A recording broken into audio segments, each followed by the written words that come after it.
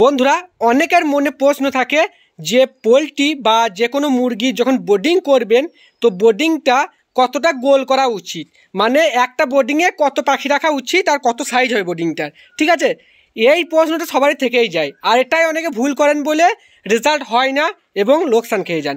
সেজন্য কি করবেন, বোর্ডিং যখন করবেন মোটামুটি 6 ফুটের গোল করবেন।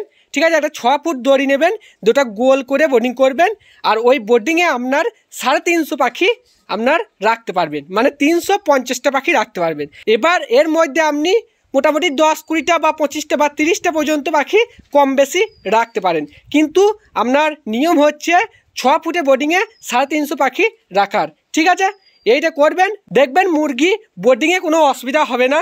আর একটা জিনিস, এই বোর্ডিংয়ের পাশে এইভাবে অল্প করে আগড়া বা ভুসি যেটা করছেন সেটা দিয়ে দেবেন, তাহলে কি হয়, অনেক সময় দেখবেন বোর্ডিংয়ের ভেতর থেকে পাখি ফাঁক দিয়ে বেরিয়ে চলে আসে, বা আপনার পেপারগুলো যখন পাতেন না তখন দেখবেন তলা দিয়ে ফাঁক হয়ে যায়, দিয়ে আগড়াগুলো বেরিয়ে চলে আসে। এটা দিলে কি হবে, ভেতর থেকে চাপটা পাবে না এবং আপনার বোর্ডিংটাও ঠিক থাকবে এবং পাখিগুলো বাইরে আসবে না।